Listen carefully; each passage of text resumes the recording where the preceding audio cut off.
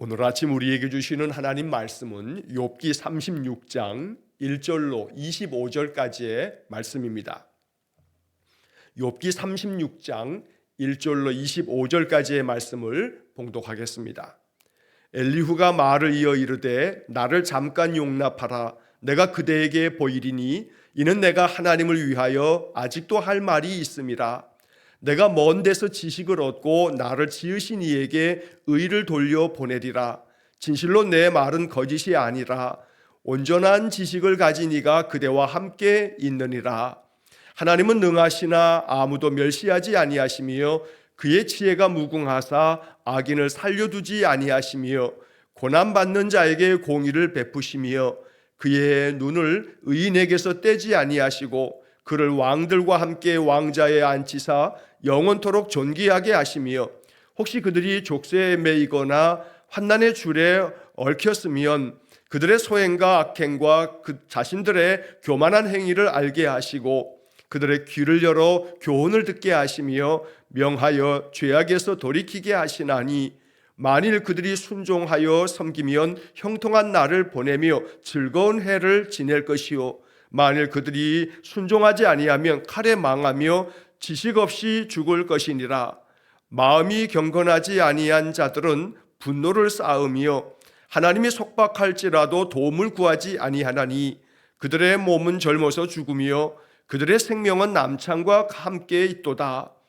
하나님은 곤고한 자를 그 곤고에서 구원하시며 학대당할 즈음에 그의 귀를 여시나니 그러므로 하나님이 그들을 환난에서 이끌어내사 좁지 않고 넉넉한 곳으로 옮기려 하셨은즉 무릇 그대의 상에는 기름진 것이 놓이리라. 이제는 악인의 받을 벌이 그대에게 가득하였고 심판과 정의가 그대를 잡았나니 그대는 분노하지 않도록 조심하며 많은 뇌물이 그대를 그릇된 길로 가게 할까 조심하라. 그대의 부르짖음이나 그대의 능력이 어찌 능히 그대가 곤고한 가운데서 그대를 유익하게 하겠느냐. 그대는 밤을 사모하지 말라. 인생들이 밤에 그들이 있는 곳에서 끌려가리라. 삼가 악으로 치우치지 말라. 그대가 환난보다 이것을 택하였느니라. 하나님은 그의 권능으로 높이 계시나니 누가 그같이 교훈을 베풀겠느냐. 누가 그를 위하여 그의 길을 정하였느냐. 누가 말하기를 주께서 불의를 행하셨나이다 할 수 있으랴. 그대는 하나님께서 하신 일을 기억하고 높이라. 잊지 말지니라. 인생이 그의 일을 찬송하였느니라. 그의 일을 모든 사람이 우러러 보나니 먼 데서도 보느니라. 아멘. 자, 욥기 36장의 말씀을 25절까지 읽었습니다. 이 36장은 33절까지 되어 있는데 26절 이하의 말씀은 내일 37장과 함께 보게 될 것입니다.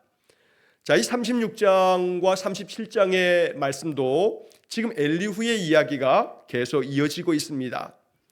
엘리후는 욥의 세 친구들과는 달리 욥에게 이야기하는 그 엘리후의 주장은 그래도 좀 더 설득력이 있고 또 그 이야기 속에는 우리가 들어야 할 아주 중요한 교훈들도 담겨져 있다고 여러 차례 말씀을 드렸습니다. 자, 중요한 것 중에 하나는 엘리후는 우리 인생 가운데서 당하는 많은 고난들, 우리가 말할 수 없는 왜 이러한 일이 벌어졌는가라고 하는 고통스러운 많은 것들 속에는 하나님의 섭리하심이 있다. 즉 하나님께서 이런 고난을 통해서 우리를 연단시키시는 그런 기회가 된다라고 하는 그런 측면을 이야기합니다. 그래서 엘리후의 관점은 우리가 마음속에 잘 들어야 할 그런 교훈의 말씀인 것은 틀림없습니다. 하나님은 많은 연단을, 많은 고난을 통해서 우리를 가르치시고 또 우리를 단련시키는 그런 하나님의 섭리가 있다는 것입니다. 이러한 하나님의 뜻을 잘 깨달으면서 인생의 여러 가지 고난과 시련들을 잘 견디어내고 이겨낼 수 있는 믿음이 있어야겠습니다. 그런데 이 엘리후가 이런 이야기를 하면서도 역시 그 마음속에 담겨져 있는 의도는 이러한 고난이 우리로 하여금 하나님의 그 연단을 통해서 더 단단해지는 그런 측면이 있지만 그러나 욥은 그런 가운데 계속해서 하나님 앞에서 그 악을 버리지 않고 죄악된 것을 돌이키지 않음으로 인해서 결국 그 고난이 연단을 가져다 주는 그러한 기회들을 얻지 못하고 계속해서 분노를 쏟아내고 하나님께서 이렇게 하셨노라고 하나님께만 모든 불평을 하면서 악을 행하고 있다고 이야기를 하는, 그래서 결론적으로는 욥의 세 친구들처럼 엘리후도 역시 마찬가지로 욥에 대한 비난과 책망을 계속하고 있다는 것도 우리가 이 엘리후의 이야기에서 읽어내게 됩니다. 자, 오늘 본문의 말씀도 우리가 구절구절 좀 살펴보면 먼저 1절에 엘리후가 말을 이어 이르되, 지금 엘리후가 계속해서 이야기합니다. 2절에 나를 잠깐 용납하라, 내가 그대에게 보이리니 이는 내가 하나님을 위하여 아직도 할 말이 있음이라. 잠깐 나를 용납하라 라고 하는 이야기는 조금만 더 참고 들어달라 라고 하는 그런 요청입니다. 엘리후의 이야기가 지금 계속 길게 이어지고 있습니다. 물론 지금 엘리후가 이렇게 얘기해도 얘기할 때마다 욥이 이 이야기에 대해서 반박하지 않습니다.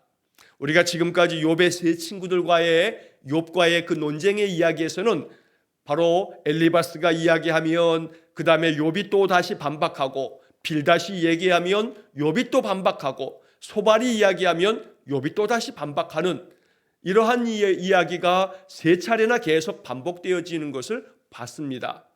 그런데 어쩐 일인지 엘리후의 이 긴 이야기에 대해서는 욥이 그것에 대해서 반박하지 않습니다. 37장까지 엘리후의 이야기가 계속된 다음에 이것에 대해서 욥은 어떠한 얘기도 하지 않습니다. 엘리후의 이야기를 받아들이면서 마음에 생각하는지 욥은 엘리후의 말에 대해서 어떤 것도 반박하거나 자기 변호를 하지 않습니다. 그리고 이어서 이 엘리후가 37장까지 이야기를 마치고 나면 38장서부터 이제 하나님께서 욥에게 말씀하시는 하나님의 말씀이 이어지게 됩니다. 자, 그만큼 엘리후의 이야기를 우리가 어떤 관점에서 바라볼 것이냐, 엘리후가 욥에게 했던, 또 욥의 친구들에게 얘기하는 이런 모든 이야기 속에서 우리가 취해야 할 것들은 취하고 그가 가지고 있는 관점들 중에 잘못된 것들은 배제시켜가는 그런 지혜로운 마음으로 이 말씀들을 받아야겠습니다. 잠깐 나를 용납하라 하면서 조금만 더 내 얘기를 들어달라 이러면서 그는 말합니다. 내가 하나님을 위하여 아직도 할 말이 있음이라. 자, 하나님을 위해서 할 말이 있다. 마치 자기가 하나님을 변호하듯이 내가 하나님을 위해서, 하나님을 대신해서 내가 당신들에게 할 말이 있다라고 말하는 겁니다. 여기서 이 엘리후는 자기가 하나님의 대언자인 것처럼 나는 하나님의 모든 뜻을 다 알고 있어. 그러니 내가 하나님을 위해서 당신들에게 아직도 할 말이 있으니까 조금만 용납하고 내 얘기를 더 좀 들어달라고 이야기를 하는 겁니다. 언제나 엘리후는 자기가 가장 최상이고 최선의 얘기를 하고 있다고, 자기가 얘기하는 것이 가장 지혜로운 얘기니까 내 얘기를 들어달라고 이렇게 태도를 보이는 겁니다. 엘리후의 이야기 속에서는 그래서 우리가 교만한 마음이 느껴지는 그런 장면이 여러 곳에서 발견이 됩니다. 자, 3절 말씀에서 내가 먼 데서 지식을 얻고 나를 지으신 이에게 의를 돌려보내리라. 자, 여기서 엘리후가 먼 데서 지식을 얻는다 얘기합니다. 내가 먼 데서 지식을 얻는다. 자, 여기서 먼 데라고 하는 것은 내가 얻은 지식이 그저 내 주변의 사람들에게서 얻은 게 아니라 저 멀리 하늘에 계신 하나님께로부터 내가 지혜를 얻은 거다라고 하는 의미가 있는 겁니다. 그래서 내가 저 먼데 하나님께로부터 얻은 지식이기 때문에 내가 얘기하는 것들은 하나님이 주신 거다라고 하는 그런 자랑하는 마음도 이 속에 담겨 있는 겁니다. 나를 지으신 이에게, 즉 하나님께 의를 돌려보내리라 라고 하는 것은 하나님께서 정말로 의로우시다는 것을 내가 밝히겠다. 하나님이 얼마나 의로우신지, 나를 지으신 그 하나님께 의로움은 하나님께 있다고, 그래서 그 의를 하나님께 내가 돌려보낼 테니 내 얘기를 잘 들으라고 말합니다.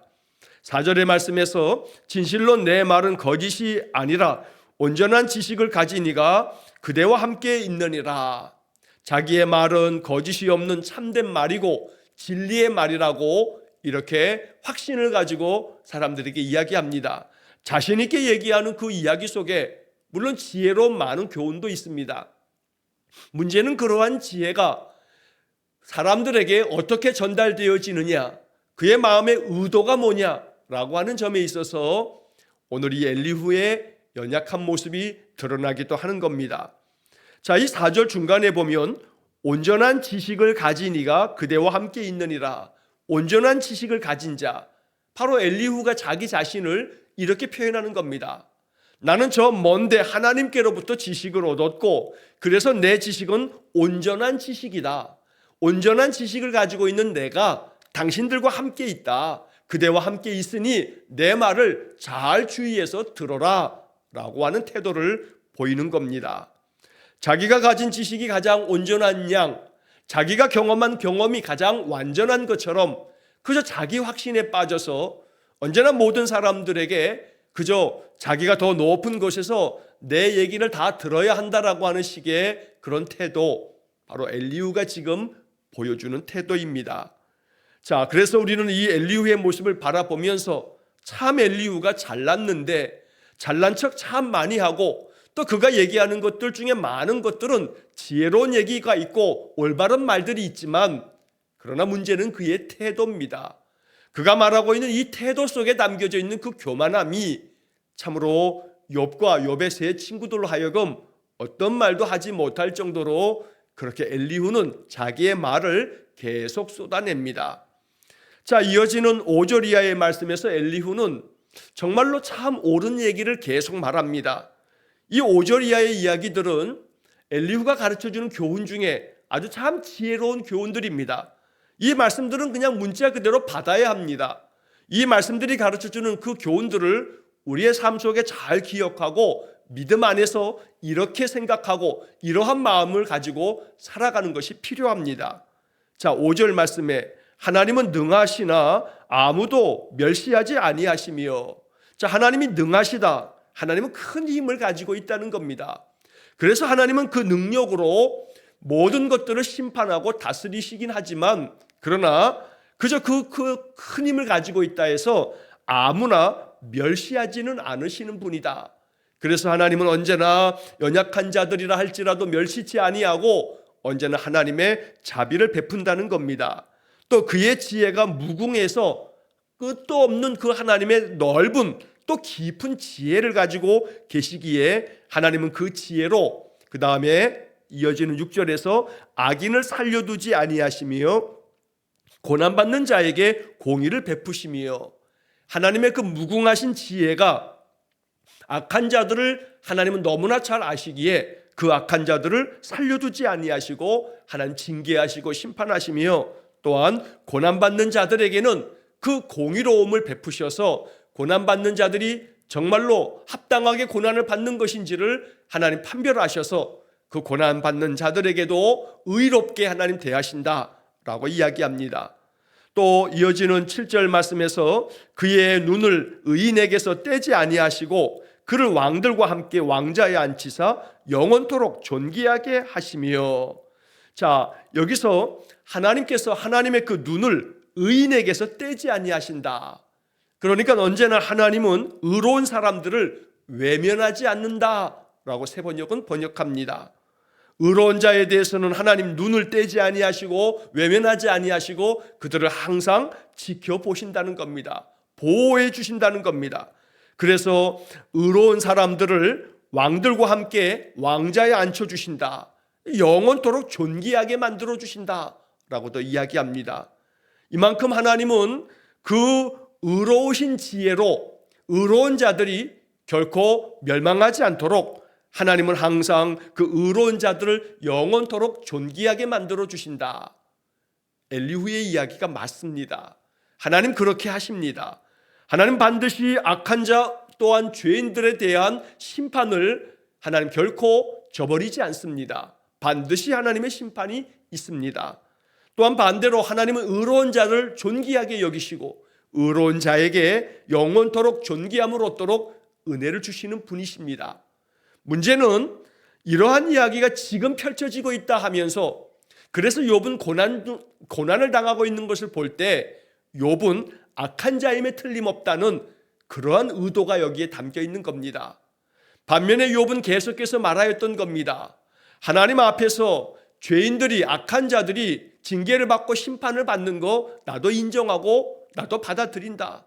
그러나 의인들에게도 종종 하나님이, 우리가 알 수는 없지만 하나님의 그러한 징계하심과 또한 의인들에게도 고난이 있다는 것도 내가 지금 깨닫고 있다고 욥은 계속해서 말하고 있는 것입니다. 자, 8절 이하의 말씀에서 혹시 그들이 족쇄에 매이거나 환난의 줄에 얽혔으면 그들의 소행과 악행과 자신들의 교만한 행위를 알게 하시고, 자, 여기 8절에서 그들이 족쇄에 매이거나 환난의 줄에 얽혔으면, 여기서 그들은 의인들을 말합니다. 자, 의로운 사람이라 할지라도 하나님께 복종하지 아니하게 되면 마치 쇠사슬에 묶이는 것처럼 그렇게 그 족쇄에 매이게 되는 그러한 날이 있다는 이야기입니다. 자, 그래서 의로운 사람이라 할지라도 하나님께 복종하거나 순종하지 않으면, 그러면 고난의 그런 고통의 줄에 얽매이게 되고 쇠사슬에 묶이게 되어서 벗어나지 못하게 된다라고 이렇게 이야기합니다. 자, 그래서 이 8절과 9절 말씀을 세번역 성경으로 보면, 그러나 의로운 사람이라도 하나님께 복종하지 않으면 쇠사슬에 묶이게 하시고 고통의 줄에 얽매여서 벗어나지 못하게 하십니다. 그러는 동안에 하나님은 그들에게 그들이 한 일을 밝히시며 그들이 교만하게 지은 죄를 알리십니다. 자, 그래서 이 8절 9절의 말씀에서 9절에 그들의 소행과 악행과 자신들의 교만한 행위를 알게 하시고, 결국 하나님께서 의로운 자라 할지라도 그들이 복종하지 않으면, 순종하지 않으면, 즉 회개하지 않으면 족쇄에 얽매이게 하시고 또한 환난의 줄에 얽매이도록 그렇게 만드신다는 겁니다. 그래서 그들의 소행, 그들의 악행, 또한 그들 자신들의 교만한 행위, 이런 모든 것들을 알도록 하나님께서 그들에게 족쇄와 환난의 줄에 그들을 매이게 하시고 또 얽혀매도록 그렇게 만드신다는 겁니다. 결국 이 이야기들도 욥이 이렇게 고난 당하는 것을 볼 때 결국 그가 하나님께 복종하지 않았고 순종하지 않았기 때문에 결국 이러한 일을 당하는 것이라고, 그래서 이러한 일들을 당하게 되면 하나님은 이러한 일들을 통해서 그 악한 자들의 그 교만한 행위를 알게 하시는 거라고, 결국 욥에게 하는 말이 너 교만한 너의 행위를 좀 깨달으라, 이렇게 지금 엘리후는 욥에게 주장하는 겁니다. 10절의 말씀, 그들의 귀를 열어 교훈을 듣게 하시며 명하여 죄악에서 돌이키게 하시나니, 이렇게 환난의 줄을 묶으셔서 이 고통 가운데서 그들이 신음하도록 만드시는 것은 그들의 귀를 열어서 하나님의 교훈을 듣게 만드시는 그런 하나님의 뜻이 있다는 얘기입니다. 그래서 하나님께서 그들로 하여금 죄악에서 돌이킬 수 있도록 하나님 만드시는 거다. 결국 이 엘리후는 계속해서 이 고난을 당하는 것을 통해서 하나님은 악한 자들이 그 죄악에서 돌이키게 만드시는 거다. 그러니 너 욥도 빨리 그 죄악된 것에서 돌이키고 교만한 행위를 깨닫고 하나님 앞에 회개해라 라고 하는 측면에서는 바로 욥의 세 친구들과 같은 논조로 지금 욥을 비난하고 있는 것입니다. 자, 11절 12절의 말씀에 만일 그들이 순종하여 섬기면 형통의 날을 보내며 즐거운 해를 지낼 것이요 만일 그들이 순종하지 아니하면 칼에 망하며 지식 없이 죽을 것이니라. 순종하면 복을 받고 순종하여 섬기게 되면 형통의 날, 즐거운 그런 매년을 맞이하게 될 것이지만, 그러나 순종하지 않으면 칼에 망하게 된다. 그래서 지식 없이 죽을 것이다 라고 얘기합니다. 여기 지식 없이 죽을 것이다 라고 하는 이 이야기를 세번역 성경에서는 이렇게 말합니다. 아무도 그들이 왜 죽었는지를 모를 것이다. 그들이 죽었지만 그 죽은 것이 왜 죽었는지도 사람들은 지식이 없어서 알지 못하게 그들이 그렇게 멸망당하고 죽을 거다. 순종하지 아니하면 그렇게 된다라고 말합니다. 어찌 보면 여기 11절과 12절의 말씀은 신명기 28장을 마치 요약해 놓은 것과도 같습니다. 신명기 28장의 말씀에 여호와를 경외하고 순종하면 이러이러한 복을 받는다라고 이야기합니다. 또 그러나 그 다음 이어지는 이야기들 속에 신명기 28장은 더 많은 부분에 순종하지 아니하면 이러한 저주를 받게 된다라고 하는 이야기를 적어놓고 있습니다. 엘리후가 얘기하는 이 11절과 12절은 마치 신명기 28장을 말하는 것처럼 하나님 앞에서 순종하여 하나님을 섬기면 형통한 날을 보내게 될 거지만 순종하지 아니하면 칼에 망하게 될 거다라고 이렇게 이야기하면서 결국 여기서도 의도는 너가 지금 망했지 않느냐, 너가 지금 너의 인생이 다 망했으니 이 망한 너를 보면 너가 순종하지 않았다는 증거가 아니냐, 이런 얘기를 지금 하는 겁니다. 결국 하나님의 그 말씀들을 이 욥을 비난하고 욥을 책망하기 위한 도구로 사용하고 있는 겁니다. 그렇기 때문에 엘리후의 이야기가 맞는 말을 하지만 이 맞는 말이 오히려 그 듣는 이에게 더 큰 상처와 아픔을 주면서 그에게는 너무나 고통을 안겨다 주는 그런 가시요 또 칼이요 창과 같은 그런 말을 지금 엘리후가 쏟아내고 있습니다. 13절의 말씀에 마음이 경건하지 아니한 자들은 분노를 쌓으며 하나님이 속박할지라도 도움을 구하지 아니하나니, 마음이 경건하지 않은 자들, 이거 지금 욥을 지칭하는 그런 표현으로 지금 말하는 겁니다.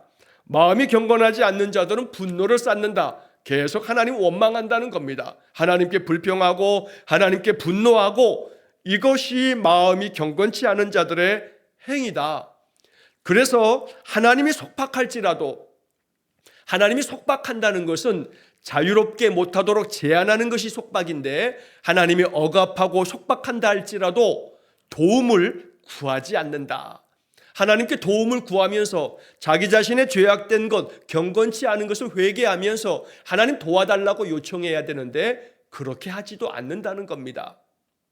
역시 이것도 욥이 경건하지 못하기 때문에 지금 고통 가운데 있을 때에 그가 마음에 분노만 쌓을 뿐 하나님께 도움을 요청하지 않고 있다고 욥을 그렇게 정죄하고 욥을 비난하는 이야기입니다.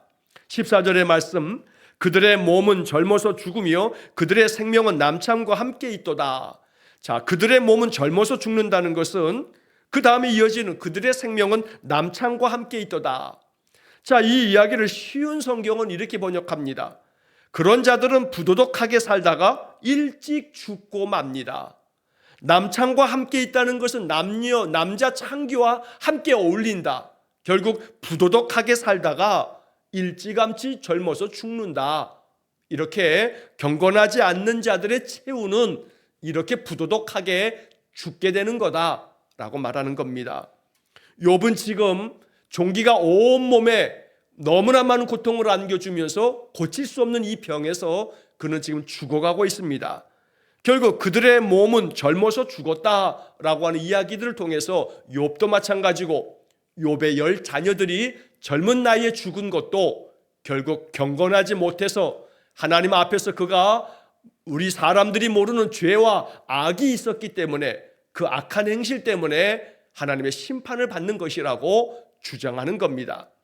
자, 이어서 15절 말씀에서 하나님은 곤고한 자를 그 곤고에서 구원하시며 학대당할 즈음에 그의 귀를 여시나니, 그러므로 하나님이 그대를 환난에서 이끌어내사 좁지 않고 넉넉한 곳으로 옮기려 하셨은즉 무릇 그대의 상에는 기름진 것이 놓이리라. 하나님은 고통 가운데 있는 그 곤고한 자들, 많은 고난을 당하는 자들을 그 곤고한 인생 가운데서 구원해 내신다고 말합니다. 하나님은 우리가 학대를 당할 때에, 고통 가운데 많은 괴로움의 나날을 보낼 때에 그의 귀를 열어주셔서 하나님의 그 뜻을 전하여 주신다는 겁니다. 결국 이 15절의 말씀은 우리 인생들이 고난을 당할 때 그 고난의 의미는 하나님께서 이 고난을 통해서 그들의 귀를 열어주심으로 하나님의 뜻을 알도록, 즉 하나님의 그 섭리하심을 깨달아 알도록 고난이 하나님의 도구가 된다고 말하는 겁니다. 자, 그래서 이 15절을 세번역 성경은 이렇게 번역합니다. 사람이 받는 고통은 하나님이 사람을 가르치시는 기회이기도 합니다. 우리가 당하는 고통이 하나님께서 이 사람을 가르치시기 위한 기회가 된다고 세번역 성경은 그렇게 의미를 번역하고 있습니다. 사람이 고통을 받을 때에 하나님은 그 사람의 귀를 열어서 경고를 듣게 하십니다. 그러니 고통을 당할 때에는 하나님이 어떤 경고를 하시는지 귀를 열어서 들어야 된다고 말하는 겁니다. 자, 그래서 하나님께서 그대를 환난에서 이끌어내시고 좁지 않고 넉넉한 곳으로 하나님께서 옮겨주실 텐데, 그러려면 당신의 귀를 열어야 하고, 즉 회개해야 한다 말하는 겁니다. 그렇게 되면 당신은 다시금 하나님의 은혜 안에서 당신의 그 상에는 기름진 것들이 가득 차게 될 거다라고 이야기합니다. 하지만 그 다음 이어지는 17절과 18절 말씀에서 반대로 엘리후는 반대의 얘기를 주장합니다. 하지만 그러나 이제 당신은 악한 자의 받을 벌이 그대에게 가득하다. 당신은 하나님 앞에서 돌이키지 않음으로 말미암아 귀를 열어야 하는데 귀를 열지 아니하고 하나님의 말씀을 계속 외면하고 있으니 악한 자의 받을 벌을 그대가 가득 받게 될 거다. 심판과 정의가 그대를 붙잡아 매서 당신은 하나님 앞에서 정의롭게 심판을 당하게 될 거다. 그대는 분노하지 않도록 조심하며 많은 뇌물이 그대를 그릇된 길로 가게 할까 조심하라. 여기서 이렇게 하나님이 정의롭게 심판하실 때에 당신 분노하지 마라. 분노하거나 하나님 앞에서 원망하거나 이렇게 쏟아내지 말라라고 그렇게 조심하라고 경고하면서 많은 뇌물이 그대를 그릇된 길로 가게 할까 조심해라 라고도 말합니다. 여기서 많은 뇌물이라고 하는 것은 당신이 가지고 있는 그 어떤 재물로도 당신의 이러한 모든 죄악된 것들을 다 씻겨낼 수 없다라고 하는 그런 의미를 갖는 겁니다. 자, 19절, 20절, 21절에서도 그대의 부르짖음이나 그대의 능력이 어찌 능히 그대가 곤고한 가운데서 그대를 유익하게 하겠느냐. 자, 이 19절의 이야기는 그 어떤 것으로도 당신이 속죄받을 수 없다라고 말하는 겁니다. 부르짖어도 또 당신이 가지고 있는 그 어떤 것으로도 어떤 능력으로도 당신이 이 곤고한 가운데서 당신을 건져내지 못하고 당신을 유익하게 만들지 못할 거라는 겁니다. 20절도 그대는 밤을 사모하지 말라. 인생들이 밤에 그들이 있는 곳에서 끌려가리라. 여기서 밤을 사모하지 말라는 것은 밤이 된다고 해서 이 형벌에서 벗어나는 게 아니니까 밤을 기다릴 필요도 없다라고 이렇게 말하고 있는 겁니다. 그러니 어떤 것에서도 당신은 하나님의 심판을 피할 수 없다라고 이렇게 20절에서도 말합니다. 삼가 악으로 치우치지 말라. 그대가 환난보다 이것을 택하였느니라. 악에 치우치지 말라라고 하는 얘기는 말 그대로 참 맞는 말입니다. 악에 치우치지 말아야 합니다. 그러나 여기서 얘기하려고 하는 바는 세번역 성경에서 이 21절을 이렇게 번역합니다. 악한 마음을 품지 않도록 조심하십시오. 지금 고통을 겪고 계십니다마는 이 고통이 당신은 악한 길로 빠지지 않도록 지켜줄 것입니다. 이런 고통으로 인해서 당신이 악한 길로 빠지지 않도록 하나님 지켜줄 테니 당신은 오직 악에 치우치지 말고 하나님께로 돌아와 회개하라는 이야기를 지금 이렇게 표현들을 합니다. 자, 22절의 말씀에서 하나님은 그의 권능으로 높이 계시나니 누가 그같이 교훈을 베풀겠느냐? 누가 그를 위하여 그의 길을 정하였느냐? 누가 말하기를 주께 불의를 행하셨나이다 할 수 있으랴. 어느 누구도 하나님은 저 높은 곳에 계셔서 권능을 펼치시고 계시기 때문에 하나님 앞에서 누가 그같이 교훈을 베풀겠느냐 하면서 하나님이 베푸시는 교훈을 거스르거나 거역할 수는 없다는 겁니다. 그래서 누가 그를 위하여 그의 길을 정하였느냐? 누가 말하기를 주께서 불의를 행하셨나이다 라고 말할 수 있느냐? 즉 어느 누구도 하나님 앞에서 하나님 정말로 불의를 행하셨습니다. 하나님이 행하신 것이 너무나 잘못됐습니다 라고 말할 자가 없다는 겁니다. 그래서 하나님께서 그 뜻하신 바 정하신 그 섭리 가운데 우리를 고난 가운데 내모실 때에는 그저 겸손하게 자신의 죄를 돌아보고 귀를 열어서 하나님 말씀을 경청하고 회개해야 된다라고 하는 이야기를 이 엘리후는 계속 주장을 합니다. 마지막 24절 25절에 그래서 결론적으로 엘리후는 또다시 이렇게 말합니다. 그대는 하나님께서 하신 일을 기억하고 하나님을 높여라. 그리고 하나님께서 말씀하시는 모든 교훈을 잊지 말지니라. 그리고 인생이 그의 하나님의 행하시는 모든 일들을 찬송해야 한다. 당신도 하나님께서 당신을 징계하시고 고난을 베푸셨는데 그 뜻이 무엇인지를 깨닫고 하나님께로 돌아서야 된다. 그래서 결코 잊지 말아라. 모든 인생을 하나님을 찬송해야 하니 그의 모든 일들을 모든 사람들이 다 우러러 보고 있다. 먼 데서도 하나님 행하시는 일들을 다 보고 있다. 그래서 하나님께서는 저 멀리 하늘에 계신 것 같지만 저 먼 곳에서도 모든 것들을 다 바라보고 계시니 우리 역시 언제나 하나님께서 참으로 행하시는 모든 일들을 기억하고 하나님만을 높이고 하나님만을 찬송하는 그런 삶을 살아야 한다고 욥을 가르치는 것입니다. 그러나 이런 얘기도 결국 결론적으로 엘리후는 욥을 지금 비난하고 있습니다. 욥이 교만하기 때문에, 욥이 하나님 앞에 순종하지 않았기 때문에 이러한 많은 징계 앞에서도 그의 귀를 열고 하나님을 마음 가운데 받아 그 하나님 뜻대로 그가 돌이키지 않았기 때문에 이런 재난을 피할 수 없다고 이 엘리후도 욥을 책망하고 있는 것입니다. 오늘 또다시 우리는 이 엘리후의 이야기를 들으면서 하나님의 그 능하심과 하나님의 정의와 또 하나님께서 베푸시는 그 자비를 우리가 엘리후의 말대로 들을 것들은 듣되, 그러나 엘리후가 이렇게 이야기하는 의도는 욥을 책망하기 위해서, 욥으로 하여금 너는 교만하니 교만해서 돌아서서 회개하라며 그가 그 당하는 재난으로 인해서 당신의 그 교만함이 드러났으니 하나님 앞에 회개하지 않으면 당신은 이 멸망에서 벗어날 수 없다는 이 엘리후의 이야기가 결코 욥에게는 어떤 위로도 되지 않는다는 사실을 기억하면서 언제나 우리의 말과 행실이 사람들에게 복음이 되고 사람들의 마음의 위로가 될 수 있도록 늘 우리 자신을 또 삼가며 또 살필 줄 아는 그런 바른 지혜가 있기를 간절히 축원합니다. 기도하겠습니다.